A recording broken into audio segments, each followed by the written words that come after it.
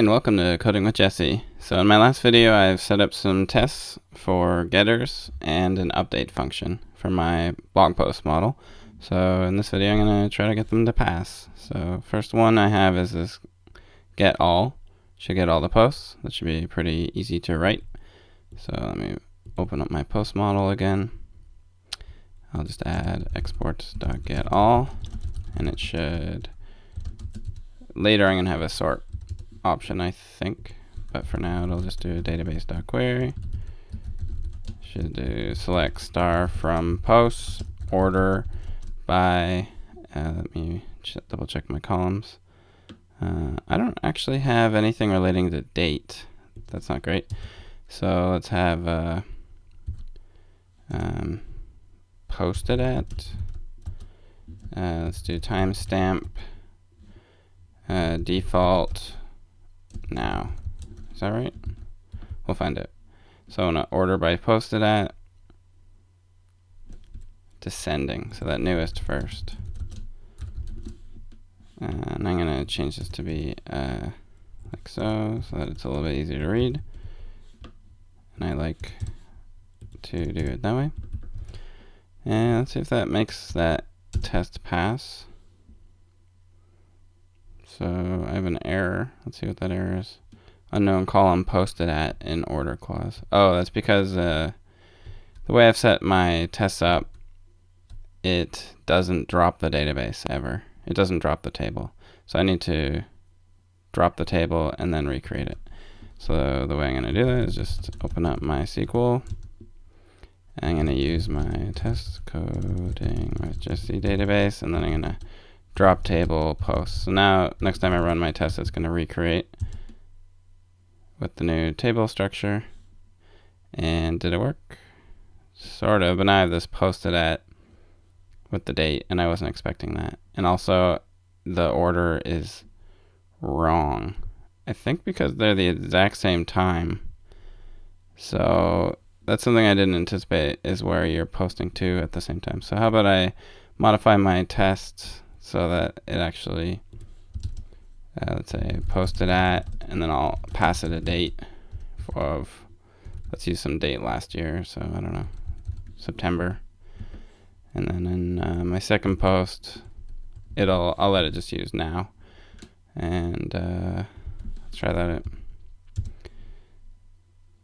Well, I know it'll fail because now at least the order is correct, and I just need to have it know the date.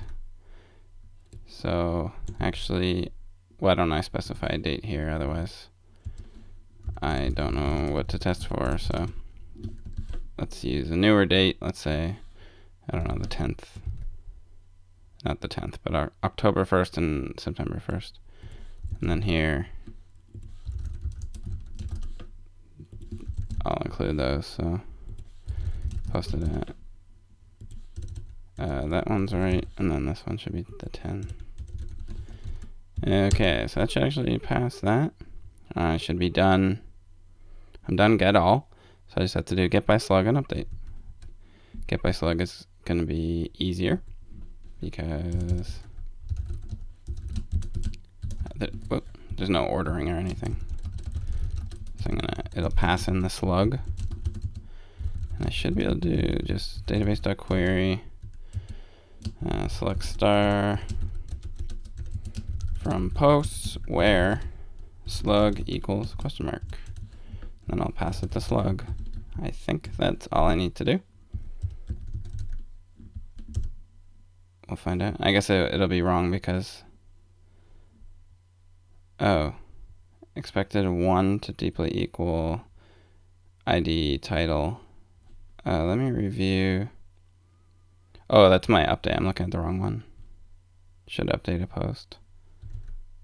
Oh, I copied and pasted a little bit too much. So let me look at my test. Get by slug should return a post from the slug. So let me see. Get by slug, it's passed the test. I don't need ID. So it eventually deep equal. And let me do the same posted at, so that wasn't an issue right now, but it will be.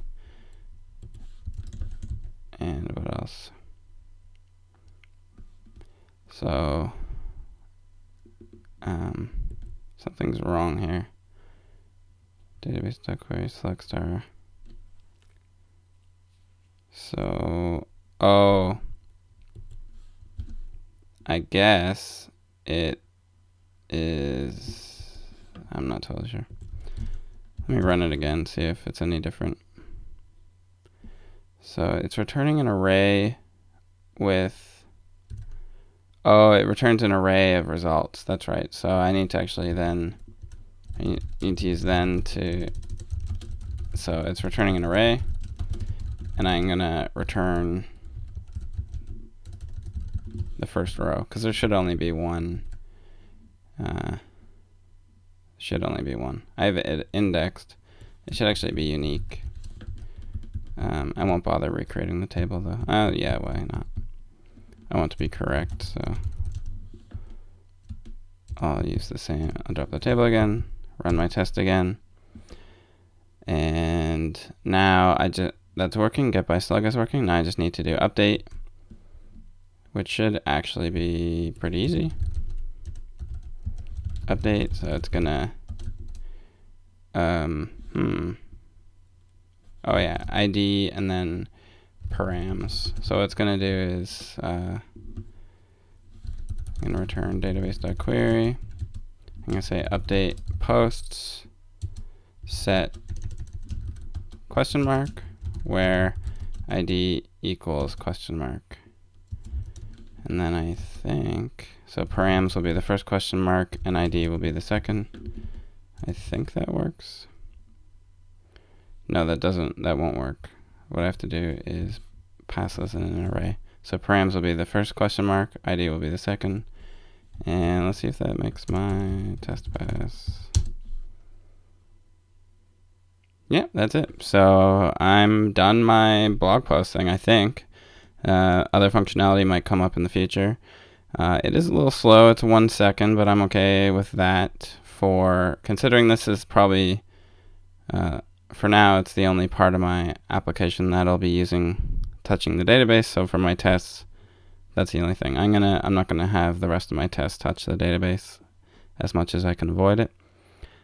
So yeah, the next steps will be setting up an administration area where I can actually start creating blog posts. And then, of course, listing those posts on the live website. So, should be cool. All right. Well, thanks for watching.